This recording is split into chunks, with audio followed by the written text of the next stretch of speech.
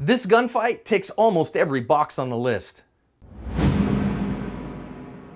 Hi everyone, this is John with today's active self-protection lesson out of Dundalk, Maryland. This is one of the craziest, scariest gunfights that I have ever seen. It's an officer-involved incident with a man, if you go read the news stories, who had already committed some armed robberies and was wanted. So we're going to learn some incredible lessons here about the start of a fight, about looking for trouble and finding it. We're also going to learn some lessons about the usefulness of a long gun and how far you might need to use your sidearm to defend yourself. Boy, there's an awful lot to consider in this one. News stories to read and all that on my website. This guy here with the backpack on is wanted for some armed robberies that he has just done before the action here. He got on the bus to get away from the people that he has mugged. Now, when the police department finds out about it, they actually pull the bus over, and this officer gets on the bus to talk to this guy. Now, she comes in pretty nonchalant here. It's going to be one of the things that we're going to talk about a little bit later. And when she does, the guy decides to pull a gun on her, and that's why she ducks over into this other spot here, and her partner ducks out the front door, and she draws her gun. Now, there's a bus full of people on here. You can see some right in front of her, and he actually takes a shot here in just a second. You're going to see him actually shoot his gun, and when he does, she ducks out of the bus. Now, if you go back and you watch the originals, about 12 minutes long, he's going to tell all the people on the bus here to get off the bus, and the second he does, they all comply and get the heck out of there, which was really wise. Now the gunfight in earnest is going to begin, and this is going to check all the boxes on a crazy gunfight coming up, folks. So we see right now 3 police cruisers, and they're all trying to just hem this guy in at this point. Saw that person kind of hobble off. That was a civilian that got shot, and they made it through. It was okay. They got somebody to help him out. Now this guy's loading up his high points. You're going to see him at multiple points here have to futz with these high points because they're not working very well, but they're going to work well enough for him as he's going to come up here, and we're going to hear him start the first shots that he's going to take here. He's got one gun out each side, puts him out the left side there, starts taking shots towards the front of the bus, and now he's got to mess around with the guns again because he can't get them running, and you can see him do it time and time and time again because they're not running, but they're still a danger. So you see these officers here trying to pin him in and figure out what they're going to do with this guy because he's taking shots just down the road, endangering the public like crazy, clearly a deadly threat. Now he goes towards the front of the bus here trying to figure out, oh, okay, maybe I can shoot some cops over this way. And as he does, we're going to see come back at him some serious firepower that's coming through the front windshield of the bus. And what that is now we have another angle. This is a badge cam. You see the officer go get the 870 out of the back of the cruiser there. He's got it loaded up. Now he's going to wait for his opportunity here. And when that guy comes to the front, he's just going to wait quite a while because he's just waiting for his opportunity here to see what's going on. And if you go read the original, you go watch the original, there's a person that's just talking on the radio a ton. And when he finally gets the shot, there it is. He's going to put all 5 shots out of his 870 into that front windshield. And now he's going to recognize here pretty quick, like, oh, what am I going to do now? Because now his shotgun is done. Yeah, he's going to look in there right now, see that orange follower, go, oh no, it's done, and just toss that 870. Just toss the shotgun, leave it on the ground there, picks up his handgun. Now, what we're going to see as it goes on is this guy's still taking shots, and he decides in a moment, he's like, man, I got to see if I got some ammo. He does, and now he's going to take off running and try to get away from this bus when he feels like he has the opportunity to do so. Now, there's a cell phone video. This is that cell phone. We're going to see him here. I've stabilized it a little bit for us. As he decides to run off, what we're going to see here is he camps behind this passenger bus.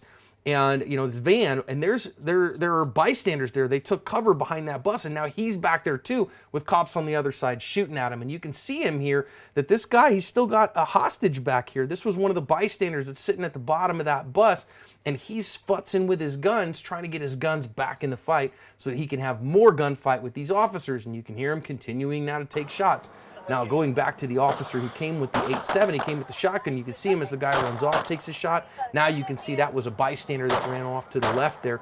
And now he's taking a couple of shots at him. And again, I've sped it up at times just for the sake of time. And you can see him trying to pin that guy there, trying to see about him.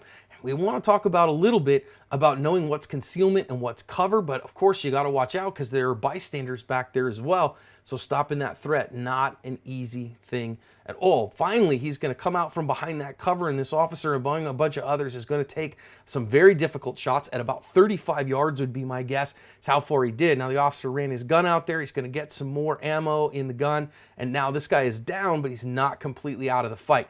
All the officers here yelling at him, drop the gun, drop the gun.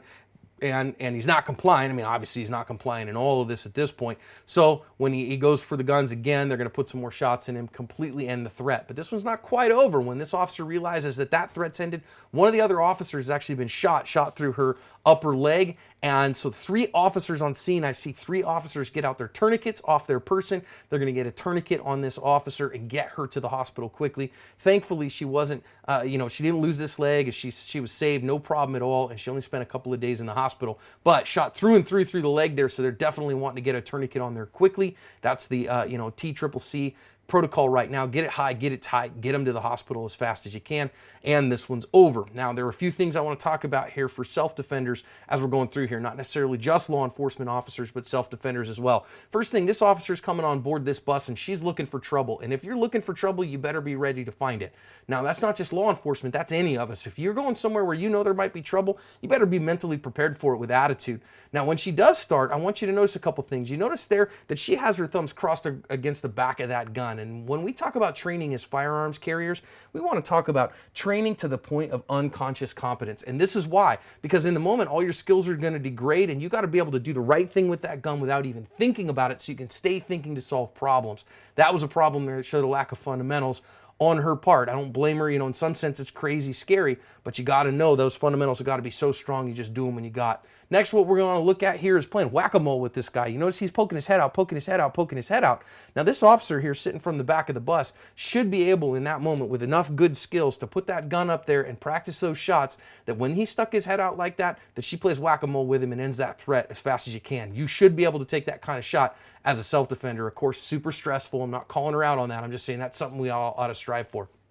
Now, the officer brings a shotgun into a fight. If you have a shotgun as a defensive tool, you better know how to use it. I staffed this with a couple of law enforcement officers who teach shotguns, and they're going, look, you don't want to have a shotgun that only has 5 shots in it because it's going to run out so darn fast. I think an AR-15 would have probably been a better tool here because it would have given him a lot more opportunity and would have turned the later shots into just absolutely boring ones rather than really, really difficult shots. And you notice here he ran out at 5, which is why we say if you're going to use a shotgun in the cruiser, you better have some extra ammo for it, better know how to load a slug in it, better have some other tools, because right there you see he's taken 5 shots and that gun is empty. You can see the orange follower in it right there. He's done with that gun. Now, I'm not going to give him too hard a time here when he just tosses this gun, although I am going to say, with the cruiser right there, might have been a good opportunity to try to at least secure it, but he's in the middle of a gunfight. I don't want to give him too much crap about that, but it wouldn't have been necessarily the first thing that I'd have done. Now, he goes and gets his handgun, and I want us to notice that this is the kind of shot that he's got to take. Now, you see when the shot finally shows up, he has to take that shot at about 30 or 35 yards with iron sights on a pistol. It's a very long shot. Not many people are going to know how to take that kind of shot or practice at those kind of distances. If he'd had the AR instead, this would have been just a really easy shot. Even a red dot on the pistol would have made it a lot easier, which is another reason I think the AR would have been a better choice. But having those kind of marksmanship skills with the tools you have on you, very important. Also knowing how to get your gun back in the fight quickly, very important skill. Finally, as he comes back over to this other officer here, thank goodness they had tourniquets on him. I'm not saying that she, might have died otherwise, because I'm not 100% positive, but she shot through and through. Could have been a significant issue, so they go to get the tourniquet on.